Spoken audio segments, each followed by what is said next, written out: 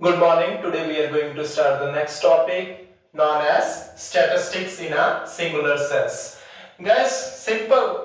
जब आप statistics को singular sense में आपने क्या करना है, describe करना है, उस केस में आपने एक word याद रखना है that is known as statistical methods and key point is method. Statistics in a singular sense means simply statistical methods. आप जिन मेथड्स को यूज करते हो एक स्टडी करने के लिए उन मेथड्स को क्या बोला जाता है? Statistics in a singular sense. For example, मुझे किसी टॉपिक के ऊपर क्या करनी है? रिसर्च करनी है. इस रिसर्च को कैरी आउट करने के लिए जो मैं स्टेप्स फॉलो करूंगा वो क्या होंगे? They are considered as statistics in a singular sense. So in other words, first one is statistics in a singular sense means statistical methods, or you can say in other words, अगर आप इन दूसरे words में इसको explain करना चाहते हो, these are the methods which we use to do scientific study. किसी भी चीज को स्टडी करने के लिए, किसी भी टॉपिक के ऊपर रिसर्च करने के लिए जो स्टेप्स आप फॉलो करते हो, जो मेथड्स आप फॉलो करते हो, उसको क्या बोलते हैं? Statistics in a singular sense. मान लो अगर आपको क्या करना है, एक क्लास के बारे में इंफॉर्मेशन लेनी है, मींस आपको एक क्लास का डेटा कलेक्ट करना है. जो स्टेप्स आप फॉलो करोगे उन स्टेप्स को ही क्या बोला जाता है? Statistics in a singular sense. Basically these all are the steps. सबसे पहले आप डेटा को क्या करते हो? कलेक्ट करते हो. फॉर एग्जांपल, मुझे किसी क्लास के डेटा को क्या करना है? कलेक्ट करना है इन टर्म्स ऑफ मार्क्स. मैं अपनी स्टडी किसके बारे में कर रहा हूं? एक क्लास के मार्क्स के बारे में. तो दिस इज माय टॉपिक. इस मार्क्स को कलेक्ट करने से लेके इस मार्क्स के रिजल्ट तक पहुंचने के लिए जो प्रोसेस या जो मेथड्स मैं फॉलो करूंगा, उन सभी मेथड्स को जब आप कंबाइन कर देते हो तो that will become statistics in a singular sense. सबसे पहले आप क्या करते हो? डेटा को क्या करते हो? कलेक्ट करते हो. सबसे पहले आपने बच्चों के पास गए, आपने उनको बोला कि आप अपने मार्क्स लिख दो डिफरेंट सब्जेक्ट्स के. तो आपने सबसे पहले क्या किया? डेटा को कलेक्ट किया. अब हर एक बच्चे ने अपना डेटा आपको दे दिया. उसके बाद आपने उस डेटा को क्या किया? जो डेटा वो अलग अलग फॉर्म में है, रॉ फॉर्म में है, मींस वो फाइनल डेटा नहीं है, क्योंकि आपने मार्क्स को कलेक्ट करने के लिए आपने क्वेश्चनियर यूज किया. आपने एक पेपर दे दिया, उनके ऊपर कॉलम बने हुए हैं कि बच्चे आपने इंग्लिश के मार्क्स लिखो, अपने मैथ्स के मार्क्स लिखो, अपने साइंस के मार्क्स लिखो. हर एक बच्चे ने अपने मार्क्स उसको आपको लिख के दे दिए. अब आपने इस डेटा को क्या करना है? इस डेटा को आपने कलेक्ट करने के बाद ऑर्गेनाइज करना है. मींस आपने कैरेक्टरिस्टिक्स के बेसिस पे उनको डिवाइड करना है. मींस हो सकता है आप सारी क्लास के मार्क्स आप इंग्लिश वाइज लिख दो, roll number 1, roll number 2, roll number 3. Second, आप मैथ्स के मार्क्स रोल नंबर वाइज लिख दो 1 2 3. साइंस के मार्क्स 1 2 3. इट मींस पहले जो आपके पास डेटा था वो कंबाइन था, इंग्लिश मैथ साइंस तीनों के मार्क्स आ रहे थे, जिससे हर एक बच्चे के अलग अलग मार्क्स के बारे में आपको इंफॉर्मेशन थी. लेकिन ऑर्गेनाइजेशन के अंदर आप क्या करते हो? डेटा को डिवाइड करते हो डिफरेंट कैटेगरीज के बेसिस पे. इसलिए इसको कैटेगराइजेशन ऑफ डेटा भी कहा जाता है. किसके लिए? आप उस स्टडी करने के लिए आप डेटा को डिफरेंट सेट ऑफ कैरेक्टरिस्टिक्स के बेसिस के ऊपर आप उनको क्या करते हो? ऑर्गेनाइज करते हो, ताकि आपका डेटा जो है वो सही तरह से फॉलो हो जाए. उसके बाद प्रेजेंटेशन ऑफ डेटा.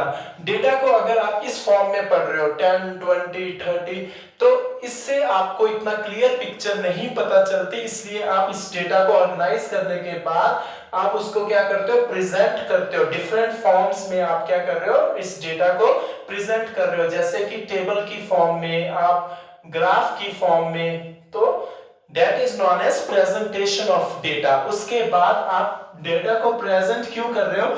इस प्रेजेंटेशन के बेसिस पे अगर मैंने ग्राफ बना लिया, आपने इस बेसिस पे आपने ग्राफ बनाया, then it is known as आप डिफरेंट मेथड्स लगा के उसको क्या करोगे? डेटा को एनालाइज करोगे, that is known as analysis of data. उसके बाद फाइनल स्टेप के अंदर आप क्या करोगे, डेटा को इंटरप्रेट करोगे, मींस आप उस डेटा से रिलेशनशिप फाइंड आउट करने की कोशिश करोगे, कंक्लूजन फाइंड आउट करने की कोशिश करोगे। When you follow different set of steps, इसको ही क्या बोला जाता है, statistics in a singular sense. So इसी से ही अगर हमें डेफिनेशन बनानी है तो हम क्या बनाएंगे, it is a method of procedure of first collection of data, second organization of data, third one is presentation of data, fourth one is analysis of data, fifth one is interpretation of data. So statistics in a singular sense, it is a method or procedure of collection of data, organization of data, presentation of data, analysis of data, and finally interpretation of data. If you want to remove this one, simply it is a method or procedure of collection, organization, presentation, analysis and interpretation of data. So this can be written by omitting the word of data. आप इसको last में भी use कर सकते हैं। Now I am going to explain you about different methods in detail. First one is collection of data. Data को collect कैसे किया जाता है। गाइस ये चैप्टर्स भी हैं आपकी बुक्स में, पूरी तरह से कंप्लीट डिटेल में आप इन चैप्टर्स को पढ़ोगे, लेकिन ओवरव्यू में आपको यहाँ पर दे रहा हूँ। First one is collection of data. Data को आप क्या कर रहे हो, इंफॉर्मेशन को आप क्या कर रहे हो, आप इस इंफॉर्मेशन को आप क्या कर रहे हो, collect. There are basically two sources, one is primary, second one is secondary. There are two sources. Primary means जब आप डेटा को फर्स्ट टाइम कलेक्ट करते हो, मींस फर्स्ट टाइम आपने डायरेक्ट डेटा, जब आप जिस पर्सन से, सपोज मुझे इन दो बच्चों के मार्क्स पता करने हैं, अगर मैं डायरेक्टली इनके पास जाके पूछता हूं कि आपके इंग्लिश में मार्क्स कितने हैं, मैथ्स में मार्क्स कितने हैं, साइंस में मार्क्स कितने हैं, this is known as primary data. Reason being मैंने डायरेक्टली डेटा उनसे पूछा जिनसे मुझे चाहिए था, और ये मैं फर्स्ट टाइम इंफॉर्मेशन क्या कर रहा हूं, गैदर कर रहा हूं। Second source is known as secondary data. Secondary data वो डेटा होता है, जो सेकेंडरी सोर्स वो सोर्स होती है जब डेटा ऑलरेडी क्या हुआ हो, कलेक्टेड हुआ हो, और आप उसको क्या कर रहे हो, रीयूज कर रहे हो, दोबारा उस चीज को आप यूज कर रहे हो। मान लो इनके रिपोर्ट कार्ड मुझे मिल जाते हैं, पहले टीचर ने इनसे मार्क्स पूछे, इनसे मार्क्स पूछ के उसने क्या बना दिया, रिपोर्ट कार्ड बना दिया। अब मैंने डायरेक्ट इनसे जाके नहीं पूछा कि आपके इंग्लिश में मार्क्स कितने हैं, मैथ्स के मार्क्स कितने हैं, साइंस के मार्क्स कितने हैं। बट आई डिड, मैंने क्या किया, मैंने सिंपली रिपोर्ट कार्ड उठाया, उसमें उस पता चल गया इंग्लिश में इसके इतने मार्क्स हैं, मैथ में इतने हैं, साइंस में इतने, एसएसटी में इतने हैं। तो इट मींस मुझे इंफॉर्मेशन तो मिल गई, नो डाउट मैंने डायरेक्टली नहीं ली, मैंने इनडायरेक्टली। जब आप इनडायरेक्ट इंफॉर्मेशन लेते हो, that is known as secondary data। जब आप फर्स्ट टाइम स्टडी कर रहे हो, that is known as primary data। Primary data के अंदर आप जैसे क्वेश्चनियर के थ्रू आप उनसे पूछ लेते हो, इंटरव्यू के थ्रू आप उनसे इंफॉर्मेशन ले लेते हो। सेकेंडरी के अंदर कोई पब्लिश आर्टिकल है, आप वहां से इंफॉर्मेशन ले रहे हो, या कोई रिसर्च पेपर है, गवर्नमेंट न्यूज चैनल से आपको कोई डेटा मिल रहा है, तो वहां से आप जो डेटा यूज कर रहे हो, that is known as secondary source। Second one is this can be done with different methods, like आप सेंसस मेथड यूज कर रहे हो, और आप sample method, these are the basically methods to collect. Census method के अंदर मेरे को क्लास के 100 बच्चों के मार्क्स से मुझे क्या करना है, परफॉर्मेंस देखनी है कि कौन सी क्लास अच्छी है। मींस मैंने क्लास ए, क्लास बी, दोनों में 100 स्टूडेंट्स हैं, मैं इनके बेसिस पे ये निकालना चाहता हूँ कि बेस्ट क्लास कौन सी है। This is my pre determined objective, जिसको मैं पूरा करना चाहता हूँ। मुझे बेस्ट क्लास की ट्रॉफी देनी है, किसको? क्लास ए को या फिर क्लास बी को। दोनों में 100 बच्चे हैं, मैं इनके मार्क्स को स्टडी कर रहा हूँ बेस्ट क्लास की ट्रॉफी देने के लिए। तो इसके लिए मुझे क्या करना होगा? मुझे हर एक 100 बच्चे से डेटा कलेक्ट करना पड़ेगा, जिसके लिए मुझे पूरे 100 ए सेक्शन 100 बी सेक्शन दोनों के बच्चों को स्टडी करना पड़ेगा। This is known as census. Basically census method एक ऐसा मेथड होता है जिसके अंदर आप कंप्लीट पॉपुलेशन, जिसके बारे में आप स्टडी करना चाहते हो, सभी से आप इंफॉर्मेशन कलेक्ट करते हो। That is known as census method. Where as sample method, मतलब मैंने क्या किया, मैंने रोल नंबर 1 to 20 चूज कर लिए कि मैं 1 to 20 के बेसिस पे क्या कर रहा हूं, पूरी क्लास की परफॉर्मेंस जज कर रहा हूं। कई बार आपने देखा होगा, आप अपने पेरेंट्स के साथ वेजिटेबल लेने जाते हो, वहां पर आप 2-3 वेजिटेबल्स उठा के पूरी क्वालिटी जज कर देते हो। That is known as sample method. Means on the basis of 3 or 4 vegetables, और जैसे कि आप पोटैटो लेने गए, मान लो आपने हर एक पोटैटो को नहीं उठा के देखा, आपने रैंडमली 1 2 3 पोटैटोज उठाए और उसके बेसिस पे देख लिया कि यस, ये 5 किलो वाला जो पैकेट है ये ज्यादा ठीक है, क्योंकि इसमें मेरे तीनों के तीनों जो मैंने पोटैटोज उठाए थे वो बिल्कुल क्या थे, सही थे। तो इट मींस आप 3 पोटैटोज के बेसिस पे क्या कर रहे हो, पूरे के पूरे पोटैटोज को जज कर रहे हो। This is known as sample method. Here same thing I am doing. मैंने 1 to 20 रोल नंबर चूज किए, उसमें से मान लो मैंने 5 बच्चों को चूज कर लिया रैंडमली कि यस, ये 5 ठीक है। इन 5 के बेसिस पे ए के मैंने 5, बी के मैंने 5 बच्चे। 1 to 20 पहले मैंने 100 में से चूज कर लिया कि मैं डेटा कलेक्ट करूंगा सिर्फ 1 to 20 रोल नंबर। उन 1 to 20 में भी मैं सिर्फ किसको यूज करूंगा, 5 स्टूडेंट्स को यूज करूंगा। उन 5 को मैंने रैंडमली चूज कर लिया और उनके मार्क्स को मैंने कंपेयर किया और उसके बेसिस पे मैंने बोल दिया कि ये क्लास अच्छी है, क्योंकि ये 5 क्या कर रहे हैं, रिफ्लेक्ट कर रहे हैं। पर दिस इज अगेन, दोनों मेथड्स की अपनी शॉर्टकमिंग्स हैं, दोनों की अपनी एडवांटेजेस हैं, जो हम आगे जाकर पढ़ेंगे। Second one is organisation of data. Data को आप ऑर्गेनाइज करते हो किस बेसिस पे गाइस? हम डेटा को basically different sets of characteristics के बेसिस पे हम क्या कर रहे हैं, उसको डिवाइड कर रहे हैं, ताकि हमारी स्टडी क्या हो जाए, कंटिन्यू हो जाए। जैसे कि अगर आपने देखा होगा, डेटा को डिफरेंट वे से आप ऑर्गेनाइज कर सकते हो, कैरेक्टराइज कर सकते हो। जैसे कि सबसे पहले आपने जियोग्राफिकल फीचर्स के बेसिस पे इंडिया हो गया, पाकिस्तान हो गया, चाइना हो गया, श्रीलंका हो गया, मींस आपने डिफरेंट ज्योग्राफिकल फीचर्स एरिया के वाइज अगर आप डिवाइड कर रहे हो, that is known as geographical. Second, अगर आपके पास कोई डेटा है, आप उसको ईयर के बेसिस पे बिल्कुल डिवाइड कर सकते हैं। सो this is geographical basis, this is yearly basis. उसके बाद आप उसको अदर सेट ऑफ इंफॉर्मेशन के बेसिस पे, आप उनके जेंडर के बेसिस पे आप डेटा को डिवाइड कर सकते हो। So there are so many ways जिसके अकॉर्डिंग आप डेटा को क्या कर सकते हो, कैरेक्टराइज कर सकते हो, ताकि आपको डेटा को स्टडी करने में ज्यादा प्रॉब्लम ना आए। Next one is, this is again a chapter in your book.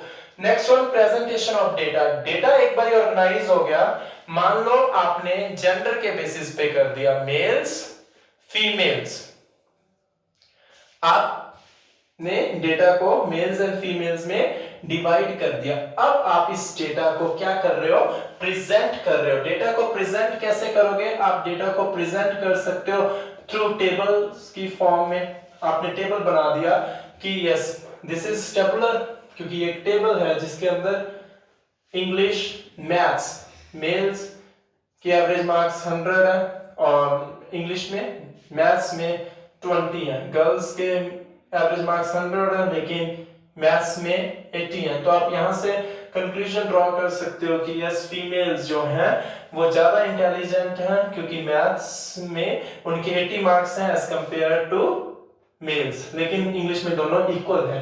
तो व्हाट यू डिड, आपने डेटा को क्या किया है, प्रेजेंट किया है अपनी स्टडी को और ज्यादा आसान बनाने के लिए या बेटर बनाने के लिए। आप टेबल की फॉर्म में बना सकते हो, मोर ओवर आप ग्राफ की फॉर्म में डेटा को एक्सप्लेन कर सकते हो, मोर ओवर आप डायग्राम की फॉर्म में आप डेटा को एक्सप्लेन कर सकते हो। तो this is known as presentation of data, जब आप डेटा को प्रेजेंट कर रहे हो डिफरेंट फॉर्म्स में ताकि आपकी स्टडी जो है वो ज्यादा डिटेल हो सके। Next one is known as analysis of data. Data को आप क्या कर रहे हो, एनालाइज कर रहे हो। आप परसेंटेज के बेसिस पे एनालाइज कर सकते हो, कोरिलेशन के बेसिस पे, एवरेज के बेसिस पे।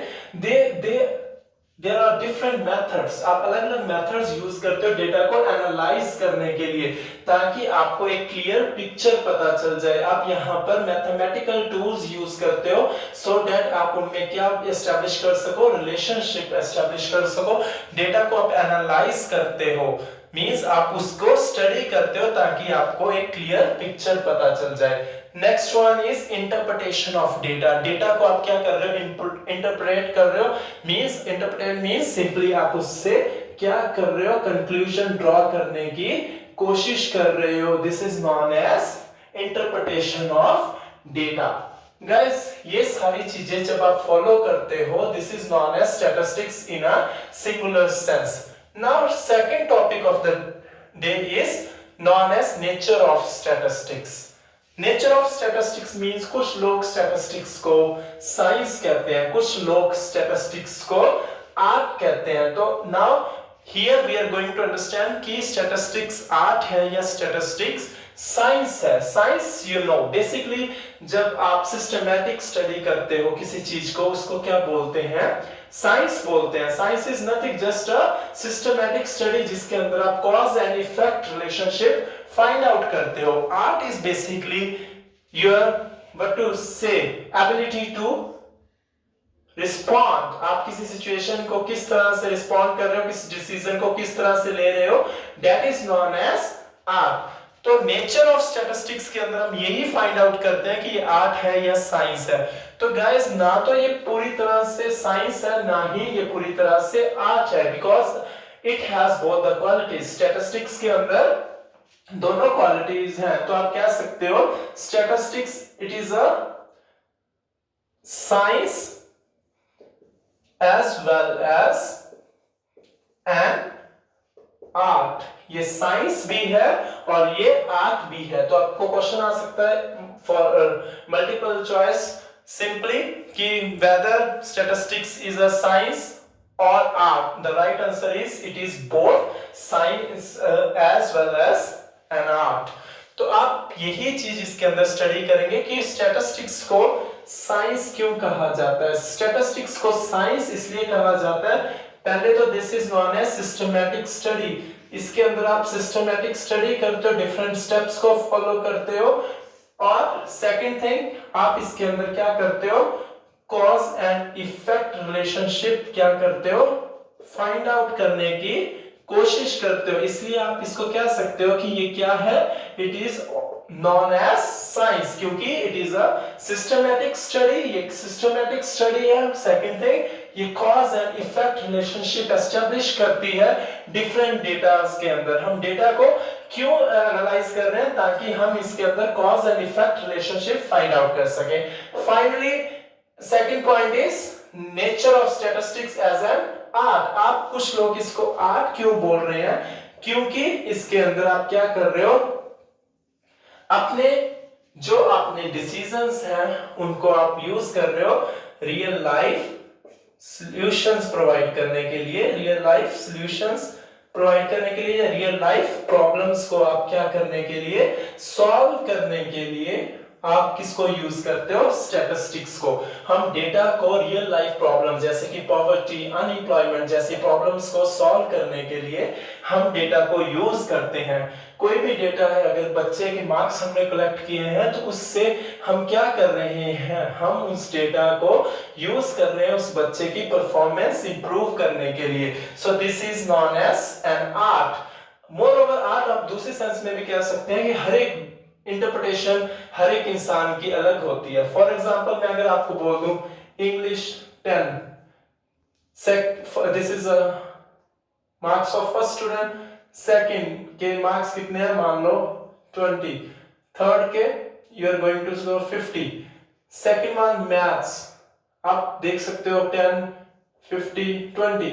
तो इसकी इंटरप्रिटेशन कोई आप अलग तरीके से करेगा, कोई अलग तरीके से करेगा। तो व्हाट डज इट मीन, आप अपने इंट्यूशंस को नहीं बल्कि आप एक न्यूमेरिक वैल्यू को जो आपके पास है उसको यूज करके आप डेटा को डिफरेंट क्या कर रहे हो, एंगल्स में उसको एनालाइज कर रहे हो। This is also an art. हर एक बंदे का डिसीजन लेने का अलग अपॉर्चुनिटी होती है, अलग व्हाट टू से टैलेंट होता है। जब आप इसको डेटा को अलग तरीके से इंटरप्रेट करते हो तो statistical data can be interpreted into different ways. तो इसलिए इसको क्या कहा जाता है, एज एन आर्ट कहा जाता है। तो this was all for the day, hope you enjoyed the lecture, thank you.